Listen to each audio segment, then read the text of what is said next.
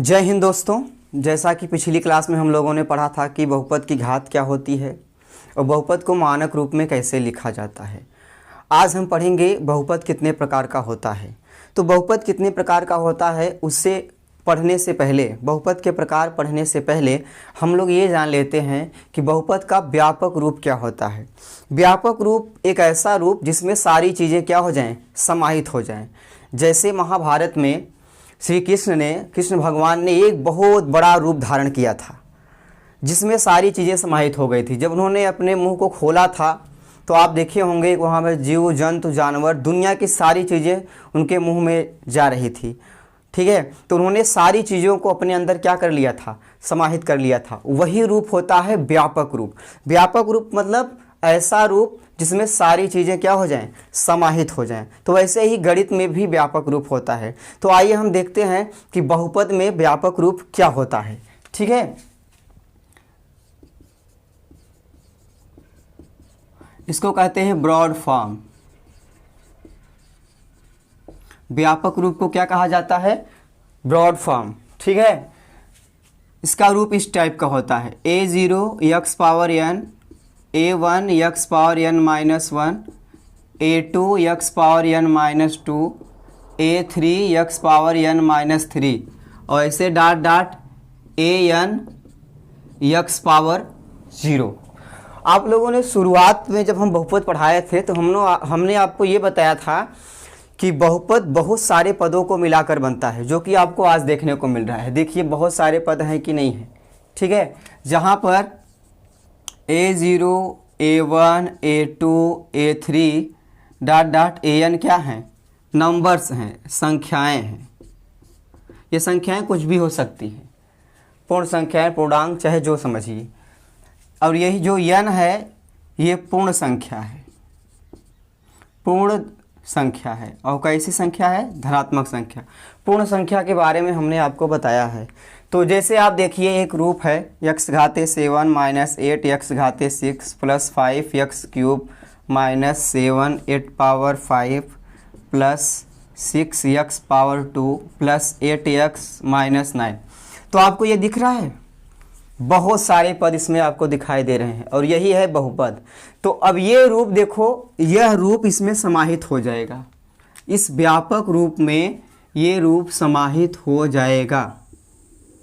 देख लीजिए, समझ में आ रहा है। घातों को आप देख ही सकते हैं। उसके बाद ये देखो -8 5 7 6 8 9 ये सब यही है, a0 a1 a2 a3 an तक। समझ गए कि नहीं समझ गए? तो आप लोगों ने समझ पाया कि व्यापक रूप क्या होता है, ऐसा रूप जिसमें सारी चीज़ें क्या हो जाएं, समाहित हो जाएं, जो सारी चीज़ों को ग्रहण कर ले, उसे कहते हैं व्यापक रूप। ठीक है, तो आइए अब हम इसके बाद देखते हैं बहुपद के प्रकार।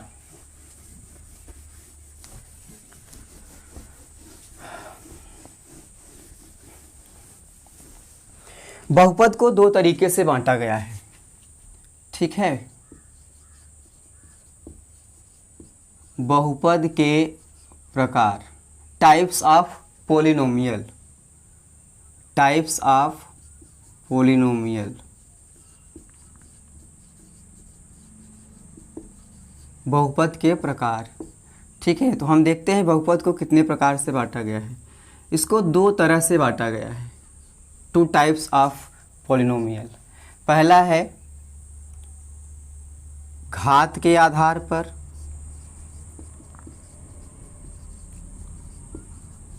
और दूसरा है पद के आधार पर।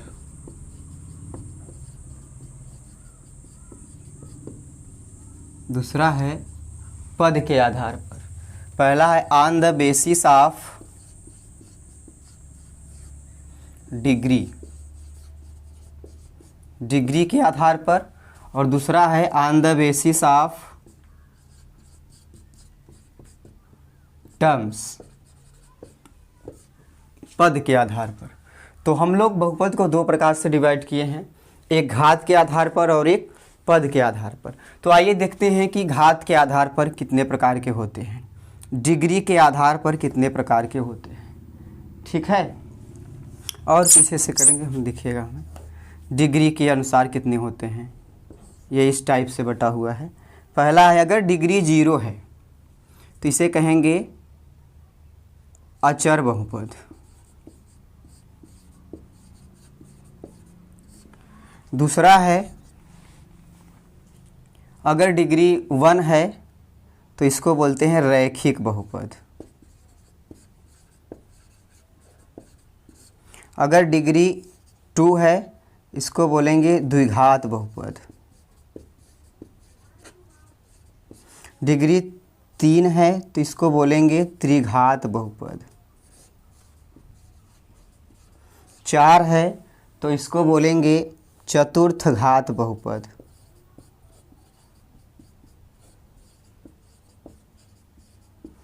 और ऐसे आगे भी होता रहता है। अचर पद को कहते हैं कांस्टेंट पॉलिनोमियल। इसको बोलते हैं लीनियर पॉलिनोमियल। इसको क्वाड्रेटिक पॉलिनोमियल। इसको बोलते हैं क्यूबिक पॉलिनोमियल। इसको बोलते हैं बाई क्वाड्रेटिक।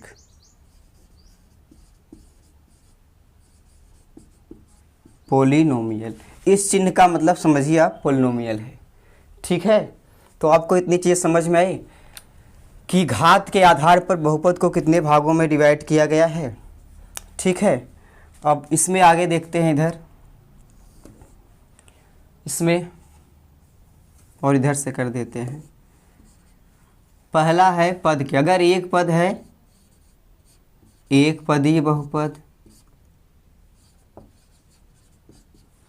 ठीक है, 2 पद हैं अगर तो द्विपदीय बहुपद। 3 पद हैं तो त्रिपदीय बहुपद। 4 पद हैं तो चतुर्थपदी बहुपद। ऐसे आगे चलता जाएगा। और इसी में एक आता है शून्य बहुपद।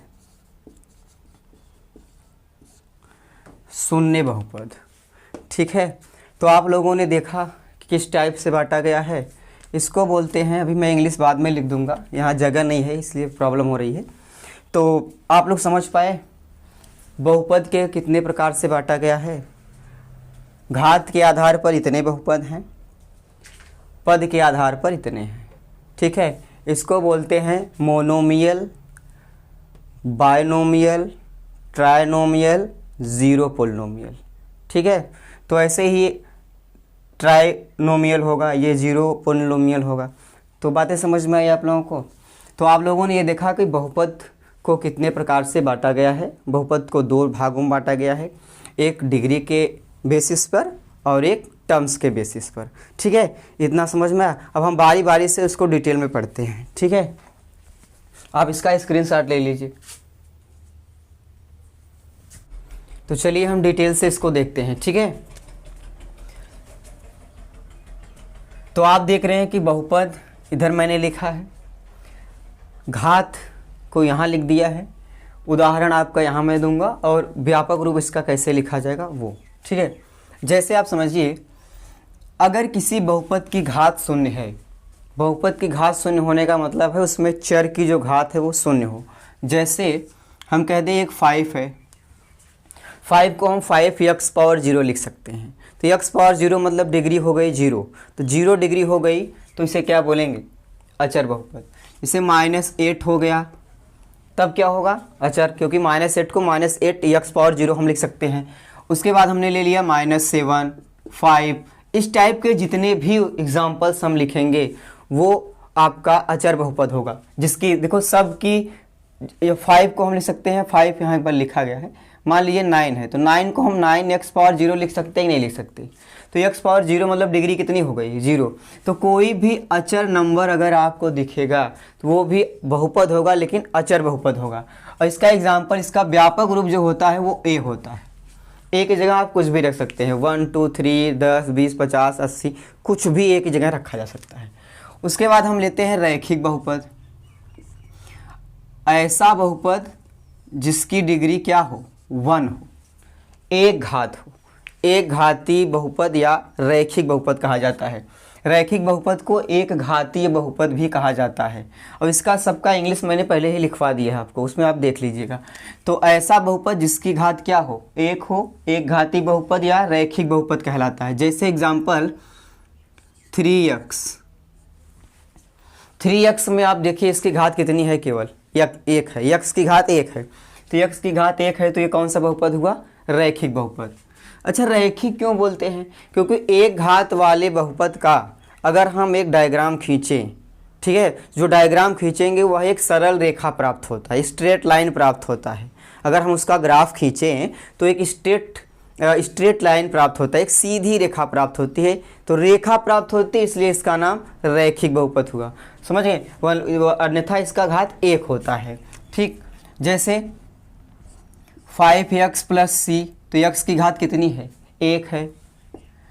9x प्लस 8 y कर दीजिए बार बार। तो ये सारे जो एग्जाम्पल आपको दिख रहे हैं ये किसके एग्जाम्पल हैं, रैखिक बहुपद भी, जिसमें उपस्थित चर की घात केवल और केवल 1 है। तो ऐसा बहुपद जिसकी घात 1 हो उसे क्या बोलेंगे, रैखिक बहुपद। ऐसा बहुपद जिसकी घात 2 हो, द्विघात बहुपद। ऐसा बहुपद जिसकी घात 3 हो, त्रिघात बहुपद। ऐसा बहुपद जिसकी घात 4 हो, चतुर्थ घात बहुपद। और एक से ज़्यादा अगर घात होती है ना, उसको हम वनली बहुपद भी बोल सकते हैं, कोई दिक्कत नहीं है। ठीक है, इसका एग्जाम्पल देख लो, 3x स्क्वायर प्लस 5, बताइए 2 घात है कि नहीं है। ठीक, 4x square minus 5x plus 6। यहाँ देखो इस एग्जाम्पल में चर की घात कितनी है, मैक्सिमम घात 2 है। तो अगर किसी बहुपद में उपस्थित चर की मैक्सिमम पावर जो है या डिग्री जो है 2 हो तो वह द्विघात बहुपद कहलाता है। इसका व्यापक रूप क्या होता है, रैखिक बहुपद का व्यापक रूप होता है ax प्लस b। समझ गए कि नहीं समझ गए। इसका होता है ax square plus bx plus c। अब यहाँ ए बी सी वास्तविक संख्या है, ए बी सी का मान आप कुछ भी रख दो, ए का मान 3 रख दो, बी का मान 4, सी का मान 5, लेकिन घात तो 2 ही रहेगा। अगर घात 2 ही रहेगा तो क्या होगा, द्विघात बहुपद होगा। त्रिघात बहुपद जिसकी डिग्री 3 हो, 5x power 3, 4x cube plus 3x minus 9। इसकी डिग्री मैक्सिमम कितनी है, 3 है। तो डिग्री 3 है, पावर 3 है, घात 3 है, तो इसे त्रिघात बहुपद बोलेंगे। इसका व्यापक रूप होता है ax cube plus bx square plus cx plus d। ठीक है, चतुर्थ घात बहुपद में देख लीजिए, जैसे 6x पावर 4, ये अकेला है लेकिन 4 घात है इस पे, और बाकी के जो हैं वो नहीं है, मतलब उसका गुणांक जो है शून्य रहा होगा। ठीक है, जैसे 3x power 4 minus 9x cube plus 8x plus 9। अब देखिए सबसे ज़्यादा पावर कितनी है, 4 है। सबसे ज़्यादा पावर 4 है तो डिग्री 4 हुई, तो डिग्री 4 हुई तो कौन सा बहुपद होगा, चतुर्थ घात बहुपद। इसका व्यापक रूप होता है ax घाते 4 bx cube cx square plus dx plus e। ठीक है, इस टाइप का इसका बहुपद होता है। तो आप लोग ये बताइए समझ में आया कि नहीं आया। अगर घात 1 है तो एक घाती बहुपद, रैखिक बहुपद कहेंगे। अगर घात 2 है, चर की घात 2 है, 2 तो द्विघात बहुपद। 3 है तो त्रिघात बहुपद। 4 है तो चतुर्थ घात बहुपद। अगर 0 है तो अचर बहुपद। तो आपको समझ में आया। इधर आपको समझ में आया, इसका व्यापक रूप याद रखेंगे आप। चर का व्यापक रूप ए होता है, ये सब आपको दिख भी रहा होगा। तो ये है इसका एग्जाम्पल, ये है व्यापक रूप, ये इधर। एक चीज़ अगर कभी कभी हायर एग्जाम्स में पूछा है, जैसे कि सीजीएल में भी पूछा है कि अगर द्विघात बहुपद है तो उसमें पदों की संख्या मैक्सिमम कितनी हो सकती है, कितने अधिकतम पद हो सकते हैं, बताइए। आप यहाँ देखो, अगर घात 0 है तो मैक्सिमम पद 1 हो गए। अगर घात 1 है तो 2 पद, 2 है तो 3 पद, 3 घात है तो 4 पद, 4 घात है तो 5 पद। तो हमेशा जो पद होते हैं वो घात से 1 अधिक होते हैं, ये बात आप ध्यान रखिएगा। तो सारी बातें समझ में आई, ठीक है। तो आपको ये किसके आधार पे था, घात के आधार पर। तो घात के आधार पे बहुपद कितने प्रकार का होता है, सबको समझ में आया? ठीक है, अब हम अगला देखते हैं कि पद के आधार पर बहुपद कितने प्रकार का होता है। घात के आधार पर यह है, एक 0 घात है तो अचर बहुपद, 1 घात है तो रैखिक, 2 घात है तो द्विघात, 3 घात है तो त्रिघात, 4 घात है चतुर्घात। और एक से अधिक घात वाले अगर बहुपद हैं तो उसको आप बहुपद भी बोल सकते हो, कोई दिक्कत नहीं है। ठीक है,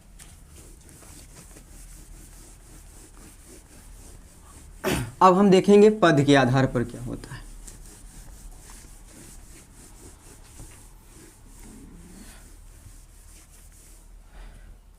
पद के आधार पर जो बहुपद हैं, पहला है शून्य बहुपद, जीरो पोलिनोमियल। दूसरा है एक पदीय,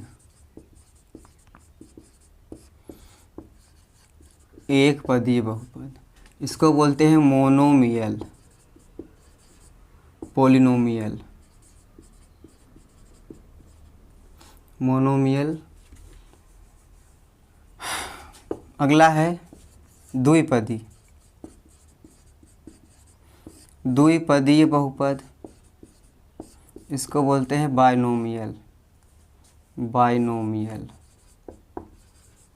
ठीक है, अगला है त्रिपदीय बहुपद, इसको बोलते हैं ट्राइनोमियल। ठीक है, अगला है चतुर्थपदीय बहुपद। ऐसे आगे ही जाते रहते हैं, आप डीपली में ज़्यादा नहीं जाइए, बस इतना समझिए।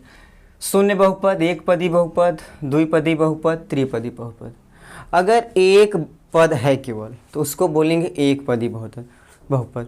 पद के बारे में हम आपको बहुत अच्छे से पीछे समझा चुके हैं।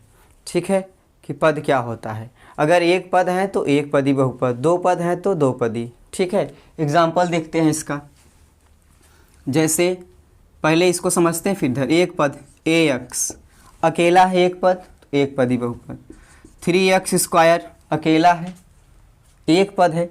पद हमने आपको बताया है, चर और अचर के गुणनफल या भाजन से पद बनता है। ठीक है, प्लस और माइनस पदों को अलग अलग करते हैं। एक पद हो गया ax⁵, ये जितने भी एग्जाम्पल हैं एक पद वाले हैं। ठीक है, द्विपद में से दो पद हो, जैसे ax + b, 2x² + 5, 6x³ + 8। इसमें आपको दो पद दिख रहे हैं, दो पद हैं तो इसको बाइनोमियल कहा जाएगा। ठीक है, तीन पदी वाले में देखिए, जैसे 6x⁴ + 8x + 5, एक पद, दो पद, तीन पद, तो तीन पद आपको दिख रहे हैं, तो ये त्रिपदी बहुपद का एग्जाम्पल है। 7x³ + 5x + 6, ये कितने पद का है? तीन पद है। तो आपने देखा, अगर किसी बहुपद में एक पद हैं, घात कुछ भी हो उससे नहीं मतलब है, पद केवल एक होने चाहिए। पद एक है तो एक पदी, पद दो है तो दो पदी। देखिए, एक पद अकेला है तो एक पदी बहुपद, यहाँ दो पद हैं, एक दो पद, यहाँ दो पद तो द्विपदी बहुपद। यहाँ एक दो तीन पद हैं, त्रिपदी बहुपद। यहाँ तीन पद हैं तो त्रिपदी बहुपद। तो आप लोगों ने ये देखा कि अगर एक पद है तो एक पदी बहुपद, दो है तो द्विपदी, तीन है तो तीन पदी, ऐसे चार है तो चतुर्थपदी बहुपद, चतुर्थपदीय बहुपद। समझ गए? और शून्य बहुपद क्या होता है? ऐसा बहुपद जिसमें उपस्थित चर के गुणांक शून्य हो। गुणांक मतलब जिससे गुणा किया गया हो, जैसे 0 × x² + 0 × x + 0 × x⁵। अब देखिए, x⁵ का गुणांक 0, x का गुणांक 0, x² का गुणांक 0, तो सभी का गुणांक 0 है तो इसका रिजल्ट भी क्या आएगा? 0 आएगा। तो 0 को हम शून्य बहुपद बोलते हैं। और 3, 4, 5, 8, 9, 10 को अचर बहुपद बोला जाता है। बातें समझ में आई कि नहीं समझ में आई? अच्छा, 5 अगर अकेला है तो वो भी तो एक पदी में आएगा। जैसे यहाँ देखिए, एक पदी में 6 ले लीजिए, 6 ले लो, तब भी तो एक ही पद है, तो इसको हम एक पदी बहुपद बोलेंगे। तो समझ में आया कि ये किसके आधार पर डिवाइड किया गया था? पद के आधार पर। तो पद के आधार पर ये बहुपद के प्रकार हुए। तो हमने ये सीखा कि बहुपद को दो प्रकार से